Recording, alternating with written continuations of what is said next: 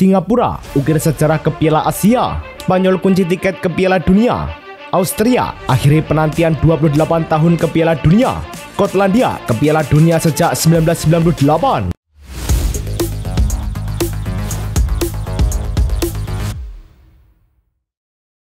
Halo Soccer Mania, kembali lagi di Blessing Soccer News. Kali ini kami sudah siapkan berita-berita terbaru seputar dunia sepak bola. Tentunya untuk kalian semua, selamat menyaksikan. Laga Timnas Indonesia U23 melawan Mali U23 di Stadion Pakansari. Mali U23 unggul lebih dulu pada menit ke-11 melalui Sekau Kone. Indonesia U23 berhasil menyamakan kedudukan di menit ke-38 lewat Mauro Ziljestra. Selepas jeda, Indonesia berbalik unggul menit ke-52. Rafael Struijk menandu umpan pojok kanan gawang Mali. Mali kembali menyamakan skor di menit ke-70. Sekau Kone mencetak gol keduanya. Hasil ini membuat Indonesia U23 menutup pertandingan dengan skor imbang 2-2. Jepang versus Bolivia berlangsung di National Olympic Stadium. Jepang unggul cepat pada menit keempat lewat Daichi Kamada yang memanfaatkan umpan matang Takefusa Kubo. Di babak kedua, Suto Machino mengadakan keunggulan Jepang pada menit ke-72 usai menaklukkan kiper Bolivia. 6 menit kemudian, Keita Nakamura menambah gol ketiga dengan tembakan kaki kanan dari tengah kotak penalti, membuat skor menjadi 3-0. Hasil ini menegaskan dominasi Jepang menjelang Piala Dunia 2026. Ghana menjalani laga terakhir tur Asia mereka menghadapi Korea Selatan di Seoul. Laga berjalan hati-hati di babak pertama, namun skor tetap 0-0 hingga jeda. Korea Selatan memecah kebuntuan di menit ke-48 melalui Lee Tae-sok yang menyambut umpan silang Lee Kang-in dengan sundulan tepat ke gawang Asane. Ghana sempat menyamakan kedudukan saat adu melewati kiper, tetapi gol itu dianulir karena offside. Kekalahan ini membuat Ghana menutup tur Asia mereka tanpa kemenangan. Hong Kong menjamu Singapura di laga kualifikasi Piala Asia. Hong Kong unggul lebih dulu pada menit ke-15 lewat Matthew Elliott yang menuntaskan peluang di kotak penalti. Singapura membalas di babak kedua. Sawal Anwar menyamakan skor pada menit ke-64 memanfaatkan umpan matang. Dan Ilhan Fandi membawa Singapura berbalik unggul 2-1 di menit ke-68. Skor ini bertahan hingga peluit akhir. Dengan tambahan 3 poin ini, Singapura kini mengumpulkan 11 poin, unggul 3 angka atas Hong Kong. Timnas Singapura mencatatkan tonggak sejarah besar setelah memastikan tiket keputaran final Piala Asia 2027 di Arab Saudi. Keberhasilan ini terasa semakin spesial karena The Lions lolos bukan sebagai tuan rumah maupun lewat undangan, melainkan benar-benar melalui jalur kualifikasi sebelum pencapaian yang sudah mereka nanti selama 41 tahun lamanya. Dengan satu laga tersisa melawan Bangladesh pada Maret 2026, The Lions sudah bisa bernapas lega dan mulai fokus menyiapkan skuad terbaik untuk tampil di Piala Asia 2027. Brasil versus Tunisia pada laga uji coba berlangsung di Stade Pierre-Mauroy. Tunisia membuka skor lebih dulu pada menit ke-17 melalui Hacem Mastouri yang menaklukkan Bento dengan tenang. Brasil menyamakan kedudukan pada menit ke-44 lewat penalti yang dieksekusi Estevão setelah Dylan Brown melakukan handball di kotak penalti. Di babak kedua, Brasil mendapat penalti pada menit ke-76. Paqueta maju sebagai eksekutor, namun sepakannya melambung di atas gawang Tunisia. Skor 1-1 bertahan hingga akhir laga.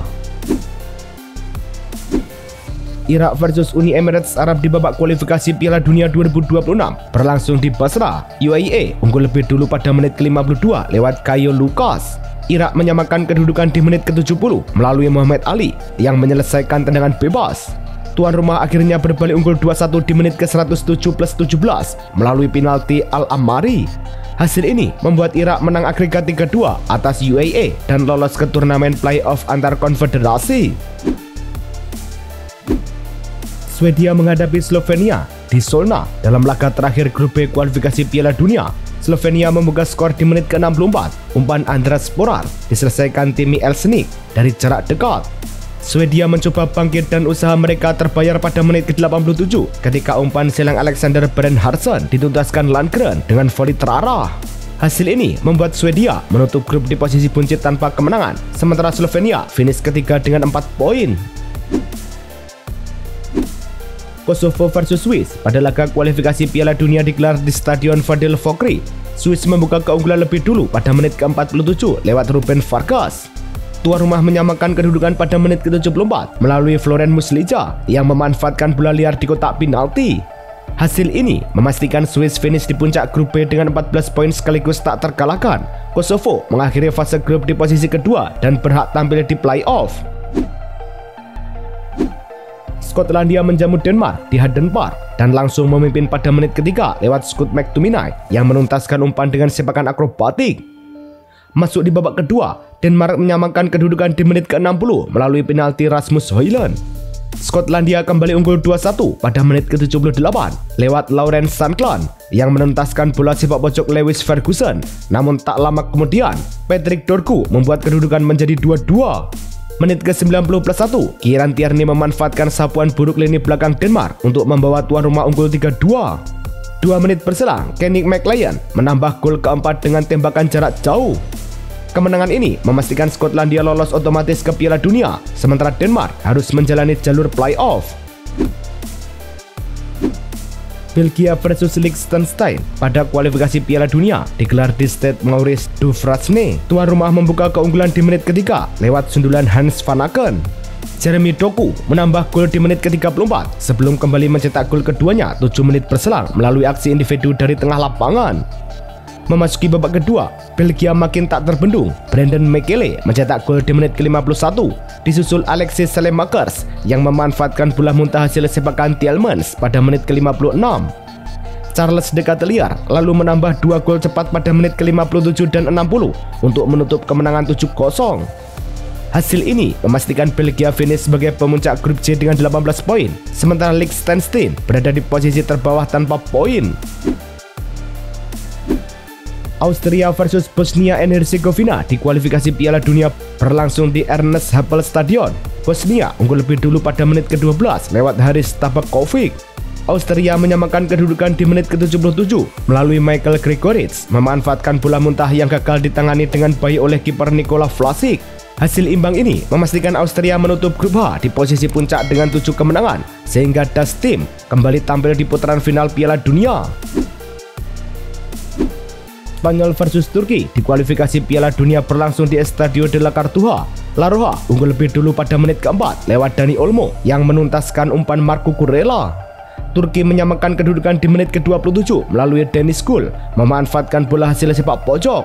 Crescent Star berbalik unggul di menit ke-21, menit ke-53 setelah Salih Özcan melepaskan tembakan yang sempurna. Spanyol membalas cepat pada menit ke-61 melalui Mikel Oyarzabal yang menuntaskan bola hasil tepisan tembakan Yeremy Pino. Hasil imbang ini memastikan Spanyol lolos ke Piala Dunia, sementara Turki kini menatap play-off pada Maret mendatang. Timnas Spanyol kembali mengamankan tempat di Piala Dunia setelah memastikan lolos untuk ke-17 kalinya, termasuk 13 edisi beruntun. Catatan impresif ini turut menegaskan konsistensi skuad asuhan Luis de la Fuente yang belum tersentuh kekalahan dalam 26 laga terakhir di semua ajang dengan rincian 20 menang dan 6 imbang. De la Fuente kini mendekati rekor Javier Clemente, satu-satunya pelatih Spanyol yang pernah menjaga 27 lebih laga tanpa kalah antara 1994 hingga 1997. Mikel Oyarzabal kembali menunjukkan efisiensi tinggi bersama timnas Spanyol dengan catatan 9 gol dan 6 assist dalam 9 laga kompetitif terakhir. Kontribusinya terbesar di laga melawan Belanda, Prancis, Portugal, Bulgaria, Turki, dan Georgia. UEFA juga menempatkan Oyarzabal di posisi 3 besar keterlibatan gol pada kualifikasi Piala Dunia 2026 zona Eropa. Dengan total 10 kontribusi, angka itu hanya berada di bawah Erling Haaland dan Memphis Depay, menegaskan perannya yang kian sentral bagi La Roja. 4 negara Eropa memastikan tempat di Piala Dunia 2026 setelah serangkaian laga kualifikasi terbaru. Belgia mengamankan tiket ke-15 mereka, sekaligus melanjutkan tren 4 edisi beruntun. Swiss juga memastikan partisipasi ke-13 dan mempertahankan 6 kali lolos berturut-turut. Austria kembali tampil di putaran final untuk pertama kalinya sejak 1998 setelah mengunci posisi aman di grup. Skotlandia mengikuti jejak serupa, menutup penantian 28 tahun dan memastikan keikutsertaan ke-9 dalam sejarah mereka. UEFA resmi mengumumkan pembagian pot untuk fase play-off kualifikasi terakhir Piala Dunia 2030 zona Eropa. Pot 1 diisi Italia, Denmark, Turki, dan Ukraina. yang akan mendapatkan keuntungan bermain di kandang saat menghadapi tim dari pot 4, yakni Rumania, Swedia, Makedonia Utara, dan Irlandia Utara. Pot kedua menampung Polandia, Wales, Ceko, dan Slovakia, yang masing-masing akan menjamu tim dari pot 3, termasuk Irlandia, Albania, Bosnia, dan Kosovo. Jadwal lengkap dan lokasi pertandingan akan diumumkan saat pengundian Kamis pukul 12.00 waktu Indonesia Barat.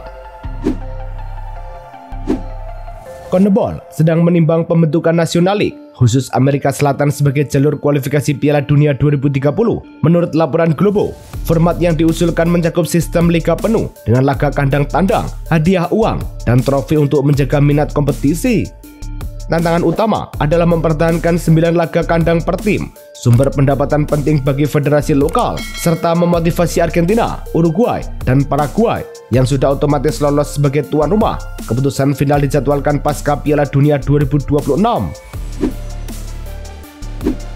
Zinedine Zidane tetap menjadi kandidat terkuat untuk menjadi pelatih berikutnya timnas Prancis. Menurut jurnalis Fabrizio Romano, saat ini belum ada pembicaraan antara Federasi Sepak Bola Prancis dan Zidane karena fokus tim adalah menjuarai Piala Dunia 2026. Zidane juga menunjukkan rasa hormat tinggi kepada Didier Deschamps yang belum mengambil langkah apapun untuk menggantikan posisinya. Deschamps diperkirakan akan mundur setelah turnamen tanpa memandang hasilnya. Sebelumnya, Zidane terakhir menangani Real Madrid dan berhasil meraih sejumlah gelar. Eder Militao mengalami cedera saat memperkuat Brazil dalam laga uji coba melawan Tunisia. Bek Real Madrid itu harus ditarik keluar pada babak kedua setelah menunjukkan rasa tidak nyaman ke bangku cadangan. Militao sempat dimainkan oleh Carlo Ancelotti, namun pertandingan berakhir lebih cepat baginya. Tim medis Brazil melakukan pemeriksaan awal sebelum memastikan ia tidak dapat melanjutkan laga. Saat ini, Militao dijadwalkan kembali ke Madrid untuk penilaian lebih lanjut, sementara klub menunggu kepastian mengenai tingkat keparahan cedera. Athletic Bilbao mendapat kabar positif jelang lawatan ke Camp Nou. Menurut Diario Sport, Nico Williams dan Oihan Sunset pulih tepat waktu untuk menghadapi Barcelona setelah absen pada jeda internasional karena cedera. Keduanya kembali berlatih menjelang pertandingan besar akhir pekan ini. Williams dikenal sebagai winger lincah, sementara Sunset menjadi ancaman utama di lini depan dengan keunggulan dalam duel udara. Keduanya vital bagi strategi gol di bawah Ernesto Valverde. Pedri tidak mengikuti sesi latihan Barcelona pada Senin pagi setelah mengalami gangguan pencernaan. Menurut laporan Javi Miguel dari Diario AS, gelandang muda itu meninggalkan sesi latihan sebagai langkah pencegahan setelah mengeluhkan ketidaknyamanan di pagi hari. Pelatihan Sivik bersama staf medis akan memantau perkembangan Pedri dalam 24 jam ke depan sebelum memutuskan apakah ia bisa tampil di laga berikutnya. Barcelona optimis kondisi ini bersifat ringan, sementara persiapan menghadapi pertandingan akhir pekan terus berlangsung. Miles Lewis Kelly dipastikan tetap berada di Arsenal pada bursa transfer Januari mendatang. Meski minim kesempatan bermain musim ini, pemain muda berusia 19 tahun ini belum memulai satupun pertandingan Premier League dan beresiko kehilangan peran penting di timnas Inggris untuk Piala Dunia. Namun, menurut laporan Daily Mail, klub tetap menilai Lewis Kelly sebagai bagian penting dalam skuad dan menekankan progresnya menuju tim utama lebih cepat dari jadwal. Arsenal tidak berniat meminjamkan sang pemain yang juga bertekad memperjuangkan tempatnya di Emirates Stadium. Gabriel Magalhaes diperkirakan akan menepi hingga Januari akibat cedera paha yang dideritanya saat laga persahabatan Brazil versus Senegal di Emirates. Menurut laporan BBC, Arsenal masih menunggu hasil pemeriksaan medis resmi. Namun klub memperkirakan bek tengah berusia 27 tahun itu akan absen minimal 4 minggu. Akibatnya, Gabriel hampir dipastikan melewatkan pertandingan krusial melawan Tottenham dalam derby London Utara akhir pekan ini.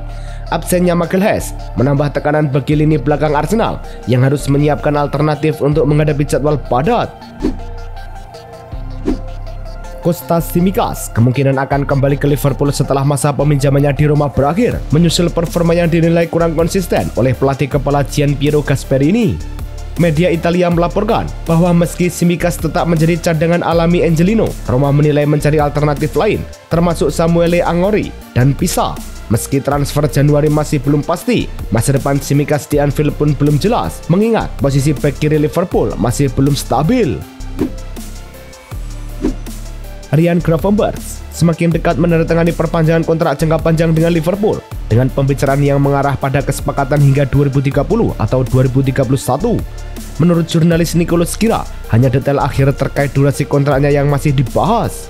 Gelandang asal Belanda ini yang bergabung dari Bayern Munchen pada 2023 kini menjadi salah satu opsi penting di bawah arahan Arne Slot. Komitmennya terlihat jelas musim panas lalu ketika menolak tawaran menggiurkan dari klub Arab Saudi demi melanjutkan perkembangan karir di Anfield. Masa depan Mohamed Salah di Liverpool mulai dipertanyakan setelah performanya menurun. Mantan kiper Liverpool, David James, menyatakan kepada Goal bahwa jika Salah gagal kembali mencetak gol seperti sebelumnya, klub bisa mempertimbangkan untuk melepasnya. Hingga saat ini, penyerang Mesir itu baru mencetak 5 gol dari 15 laga musim ini. Dengan kontrak yang berlangsung hingga 2027, peluang transfer ke klub kaya seperti di Arab Saudi bisa muncul jika Liverpool menerima tawaran yang sulit ditolak. FIFA resmi mengungkap skandal besar yang melibatkan FIM dan 7 pemain naturalisasi Malaysia. Hasil keputusan komite banding menunjukkan, dari 7 pemain, tidak ada satupun yang punya hubungan darah dengan Malaysia. Dokumen leluhur direkayasa, termasuk mengubah tempat lahir agar terlihat memenuhi syarat keturunan. Para pemain dianggap lalai, sementara FIM dinilai melakukan ketidaksengajaan dalam manipulasi dokumen. Pemain tetap tampil di laga internasional, termasuk kualifikasi Piala Asia, meskipun tidak layak menurut aturan FIFA. FIFA membuka peluang hukuman lebih berat untuk pemain, FIM, pejabat federasi, hingga agen yang terlibat. Itulah tadi kumpulan berita-berita terbaru dari kami. Simak terus berita-berita terbaru lainnya dan jangan lupa like, komen, dan juga subscribe.